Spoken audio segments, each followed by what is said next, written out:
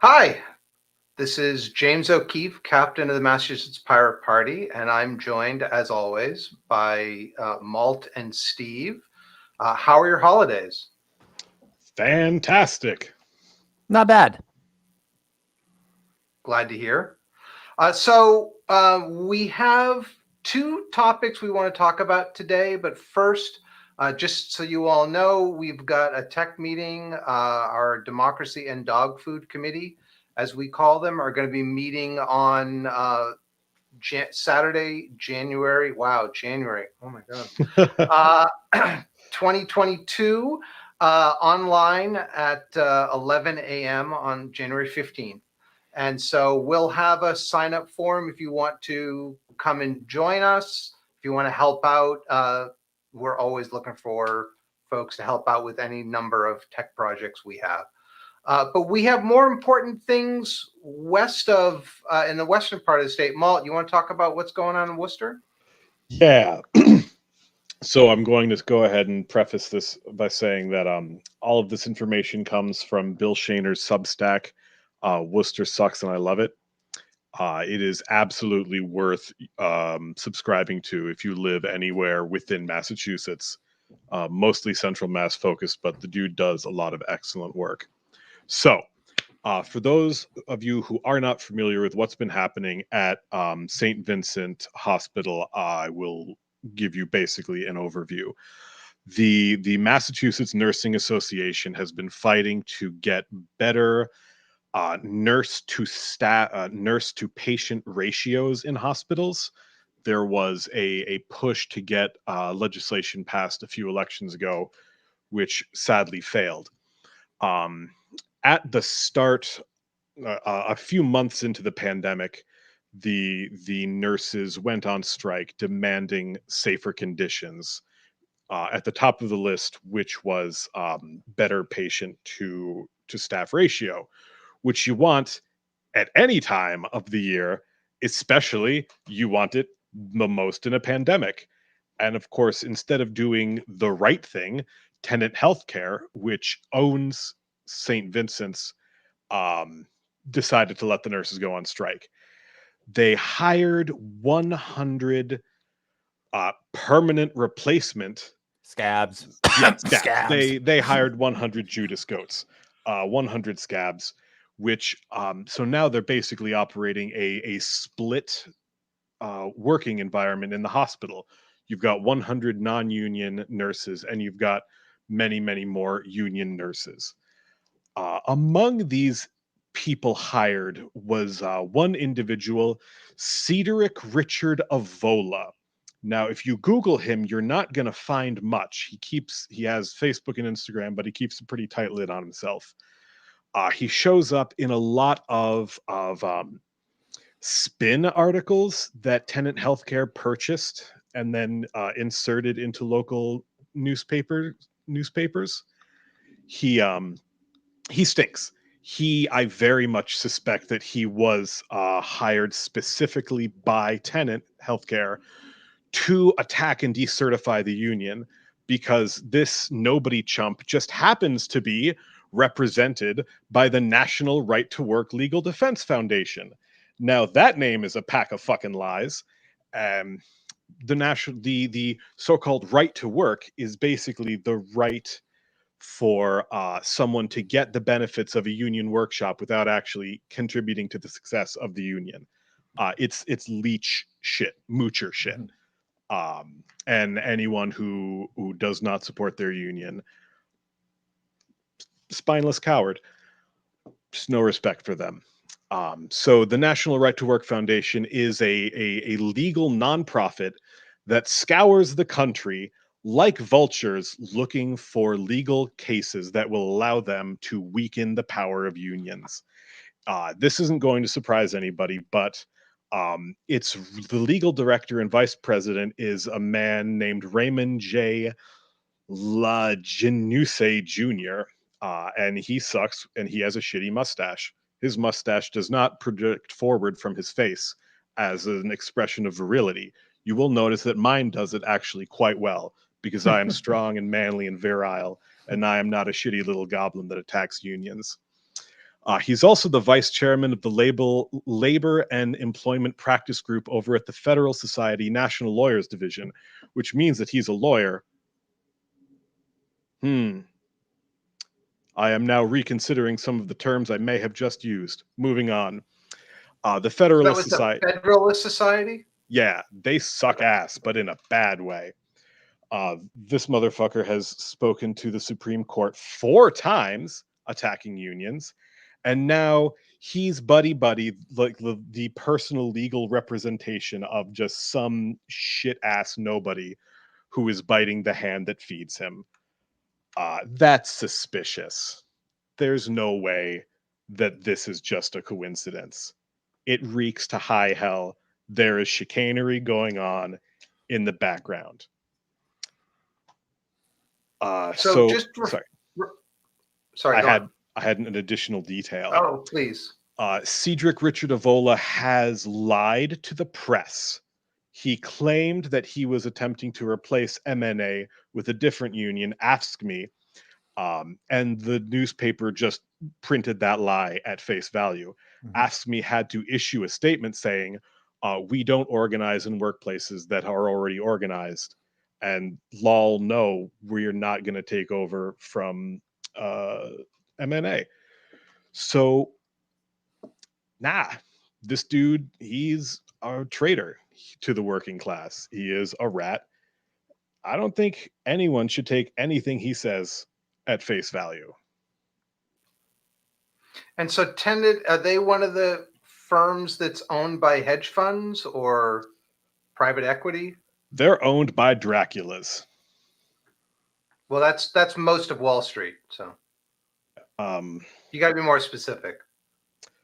They're on the New York Stock Exchange. I'm not sure exactly who owns them.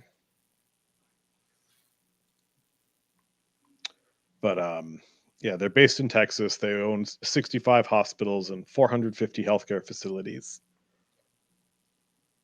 And I'm sure they did well with the pandemic. Oh, so I love this shit. Can I share my screen? Yes. I want to just show everybody what their Wikipedia page is. So you'll notice, 1, you've got history. Okay, that makes sense. Number 2, straight to controversies. Which include, psychiatric fraud, unnecessary heart surgeries, Medicare fraud, Hurricane Katrina, tax dodging and lobbying, Florida pediatric heart surgery standards, Children's Hospital of Michigan, physician barring, and the 2021 St. Vincent Hospital strike. You're right. These are some winners. I don't think I mentioned this. The MNA held that strike for 285 days, which is the longest nurses' strike in U.S. history. That is a hella long strike. Yeah. They also vote to ratify the new contract on Monday, and if they fail to ratify, they've got the vote on Monday, and then there's the hearing to decertify the union on the 12th. So, we have a vanishingly small window of time in which to make enough noise to get something good to happen. Now, didn't they need to get enough people to sign something in order to? They needed 30% of all of the. But Yeah. I mean, he's not even a member of the. So this is 30% of all nurses there, right? Yes, I believe that's true. Okay. And is 30%, how close is 30% to 100, I wonder? They had 100 scab nurses, right? They had 100 scabs. He claims he got over 200 signatures, but again, 254, yeah. He's a bullshitter. Yeah, no reason to trust him. Okay. Well, yeah, I mean, the National Labor Relations Board has to verify all the signatures, so, and it has to meet a 30% threshold.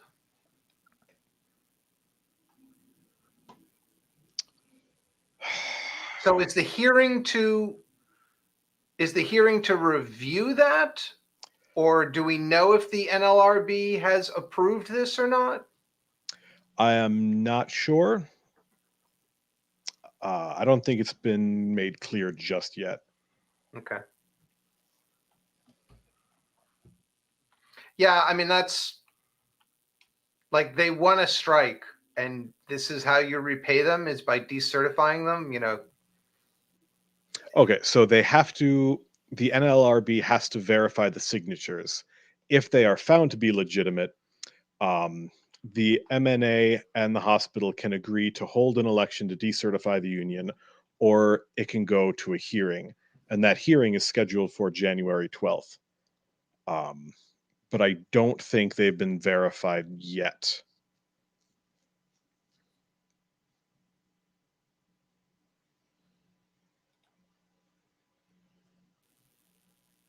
So in terms of us, people, viewers helping them, what can we do? I don't endorse violence, don't endorse violence, don't endorse violence. That's a great question, Jamie. Let me take a look.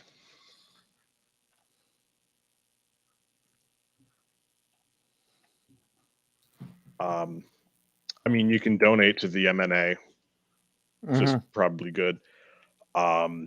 You can call in your support to St. Vincent directly.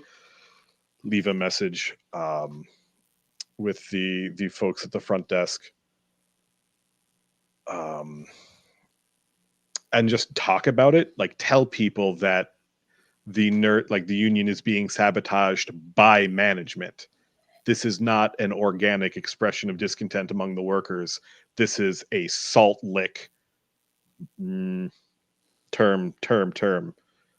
Yeah, it's basically management trying to reduce the amount of leverage employees have in collective bargaining for wages, working conditions, and at a hospital, like you said, the things like the patient to staff ratio matters.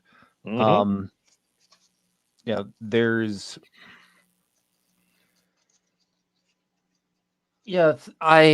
there aren't many breaks on union labor. Organized labor is an important balance towards just sheer profit motivation. Where employees are just, there's the union is one of the things that concretely makes them better than numbers on a spreadsheet, or rows of employees in some spreadsheet in the human resources department. It's actually quality of life for them. It's quality of life for their families, and it's quality of work for their employer. I would also say send a letter to the Telegram and Gazette, basically, explaining to them that you have seen through their veil of lies. Like, this is something personal for me, because the staffing levels at St. Vincent, that personally affected me, and in ways that I'm still reeling with. I want to say that all the professionals I worked with, all the professionals who basically saved my wife's life, I have zero complaints with. Everyone was fantastic. They were the greatest team of experts I've ever seen in action. There need to be more of them, and they need to be paid better. And that is what the union was asking for.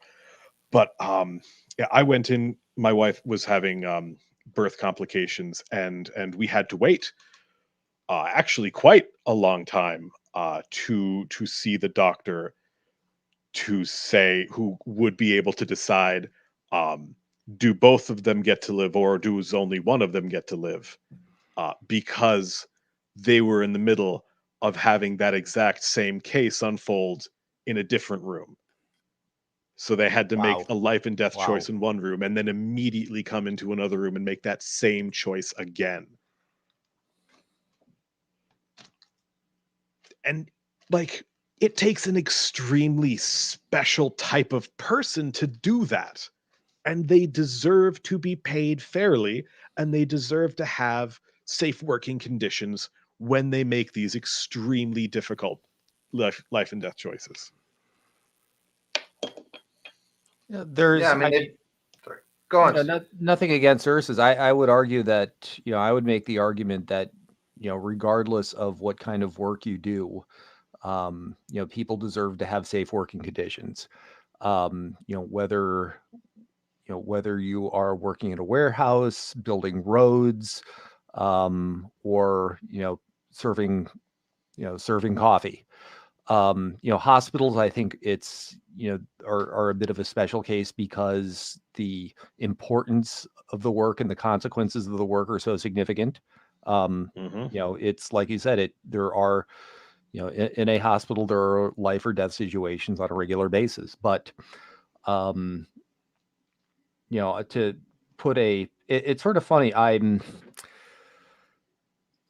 There, yeah, I know that there's a lot of some of the anti-union examples I've seen. One of the latest ones is AutoZone. Apparently, they're trying to that company is on a campaign that's saying that unions don't support our customers or our business. That's kind of the messaging that they're using, and therefore our workers should not consider unionization because it would not be in their best interests. I don't necessarily buy that. I do.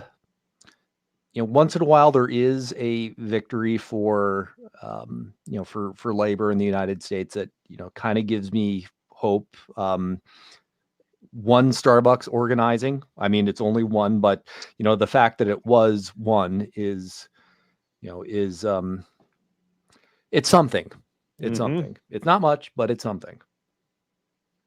Yeah, I don't see a peaceful resolution to any of this. Like, I don't see capital kneeling in the middle of a pandemic the CDC reversed their policy on asymptomatic workers quarantining because the Delta CEO asked them to. Really? I did not know that. Yeah, he wrote a letter. And wrote a letter to the CDC or to Biden, and then Biden pushed it down. I don't even know. Yeah, I mean, certainly we've seen for nearly 2 years that if you're an essential worker, they don't care, and profits are up. I mean, profits are up hugely, and we're seeing prices go up, and so many corporations have such a hold on production and distribution that they're able to raise prices. There's not as much competition, and that's what you're going to get. There's no competition. It's all owned by the same handful of venture capital vampire motherfuckers. Can we talk about something nice? I'm sorry. So, something nice. Yesterday was January 1st, 2022, and that means it's another public domain day. Yay! Yes. That means that for the fourth year in a row, works will now enter the public domain. So works created in 1926 or earlier are now in the public domain. Additionally, and this is even better, because of a 2018 law, 400 sound recordings from before 1923 are now also in the public domain, and going forward next year will be 1924 and 1925 and so on. Scratchy old blues, baby. Yeah. Yeah. It's going to be the perfect soundtrack for the depression we're all living through. Or not living through. Sorry. I'm doing it again. Oh, boy. Not wrong. So some of the works that includes are the original Winnie the Pooh by A.A. Milne and all of the drawings by E.H. Shepard, Ernest Hemingway's The Sun Also Rises, Dorothy Parker's Rope Enough, Langston Hughes' The Weary Blues, Khalil Gibran's Sand and Foam, and so on and so forth. For sound recordings, there are just way too many to look at. One of the things that I was fond of was, where is it? I mean, I like there's she's good enough to be your baby's mother, and she's good enough to vote with you. That was that was another suffragette song. Or I Ain't Got Nobody, which some people remember from Louis Prima or from the version by, I think, David Lee Roth. Mm-hmm. That's by Marion, the recordings by Marion Harris. Um, Additionally, there's more musical compositions that are available from Gershwin, Irving Berlin, and others, and films, for heaven's sake, The Son of the Sheik, The Temptress, Moana, not the Disney film, but a docufilm filmed in Samoa, and of course, in these times, Faust. Woo! So that's a lot of new stuff, thousands upon thousands of recordings and works that are now available. But let me ask the two of you, why did we need them in the public domain? So people can write zombie adaptations. Exactly. Well, no, there's, I live in the Boston area, and I originally came up here to go to music school. One of the nice things about stuff in the pub, well, as a music, back it up one step. As a musician, one of the ways you learn is by listening to other people and imitating other people. And hopefully in a way that doesn't doesn't get you sued. The Basically, the fact that the stuff goes into public domain means that people have the ability to turn it into raw material and to make new and interesting things out of it. Which, even if it's not a zombie novel, that's still pretty cool. I really think the level to which modernity has twisted people's ideas about art and sharing and attribution to ways that would simply be completely incomprehensible to artists even like 100, 200 years ago. Like if you were to apply modern copyright to the Globe Theater, you wouldn't have Shakespeare. You wouldn't have that body of work that has been polished by sharing and resharing between different brains. Like it's good because he didn't invent it. He improved upon a formula that had been existent beforehand. Like there's an entire theatrical movement based on just um, basically interoperable characters that the audience recognizes just by how they present themselves. Oh, wow, what is that even called? It starts with a P. It's very Italian. I mean, the thing for me is that for 20 years, when we had the Mickey Mouse Protection Act, that changed the term of copyright from life of the author plus 50 years to life of the author plus 70 years. It's literally, why do your inheritors need an additional 70 years of protection, but whatever. Even when the term of copyright was 28 years, 85% of copyrighted works were not renewed since there was no longer any profit from the work that was higher than the cost of renewal. But now, when it got extended, suddenly there were works, newsreels, documentaries, films that were locked away in some archive somewhere. And there was no incentive by the owner of those media or by if someone owned the copyright on them, or by whomever, if it was in an archive or someplace, there was no incentive for them to digitize them and make them available, or archivists couldn't do it. And so some of those things have just simply rotted away because there's sorry, say Steve. I was going to say one place where, I know firsthand, or I have some knowledge where this is, just simply the exercise of copywriting, meaning, I'm not going to share it and you can't either, is taking away from or not serving the public interest are smaller smaller old newspapers. So for example, my town has we've had a local newspaper since I think 1872. I mean, now it's owned by some company that owns a whole pile of newspapers, but for a while it was run locally and reported on, local events. And it's an important source of history. Our library has decades and decades of, editions of the newspaper on microfilm. And, I asked one of our library staffs, could you ever just like digitize this and put it up on the Internet Archive or something along those lines? And, her answer was, well, we'd like to, but, the company who owns the paper and owns the copyright on all of these, editions of the paper that have been published for decades and decades is not interested in it. Now this is this paper happens not to have any of these old things themselves. Yep. But they're not going to they're opposed to having a municipal library digitize them and put them in the public domain. Right.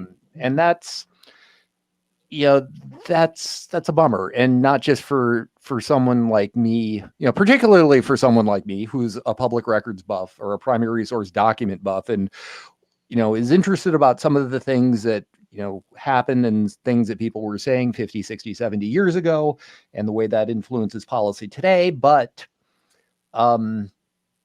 if the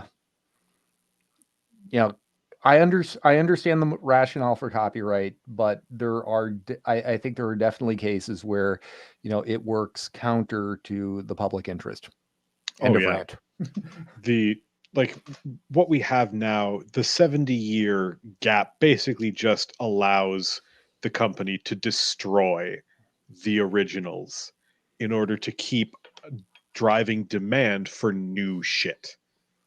Like the problem is that like Disney doesn't want you to own the stories that form the narrative of your life.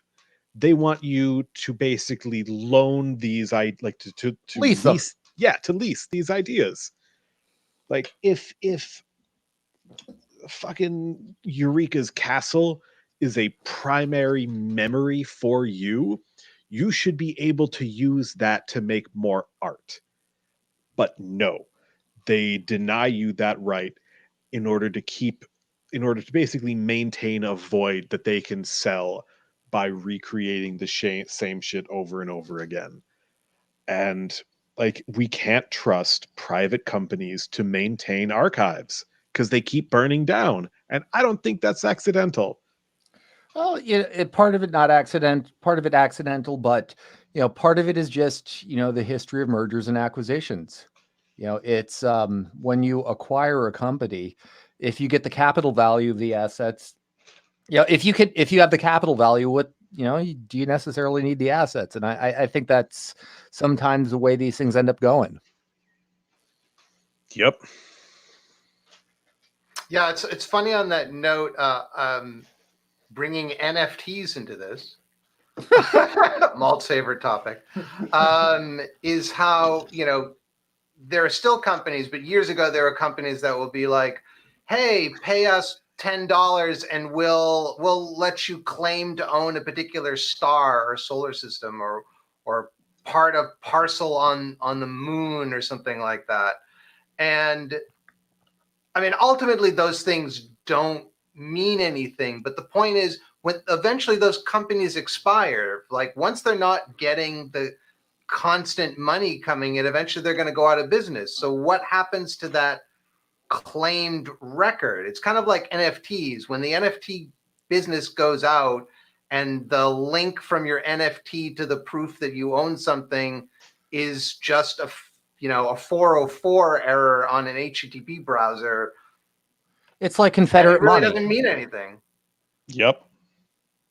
It's so fucking stupid. And it kills me to admit this.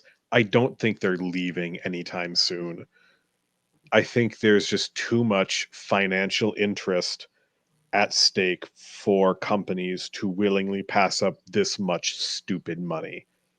And it is very stupid money.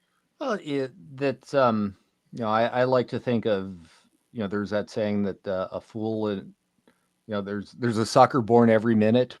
The internet just makes it easier for you to find the suckers. At volume. At volume. Eminem has a Bored Ape Yacht Club image as his fucking Twitter profile shit now. I don't even know who that is, and I don't Eminem? care. Oh, Eminem. Oh. Wow. Jamie just remembered Eminem so hard he left this world. He just green screened. You only got one shot. It's like blue screen, but no, it's like blue screened and yellow. Damn. Oh well, It's like Eminem got shooters, baby. They heard us talking shit. Oh boy. Anyway, I want to thank you all for joining us. It's been a pleasure, as always, on behalf of me, Steve, Jamie, and Malt. Like, click, and subscribe, and I guess we'll hopefully 2022 doesn't suck quite as bad as the dumpster fire that was 2021, which, well, we can, I guess, maybe next week we could debate whether 2021 was more or less of a dumpster fire than 2020, but there might not be a point. And as always, all hail the toilet turtle! Take care, folks. See you next week. Oh God, Jamie, I thought you were dead. He killed Jamie. Yeah, no.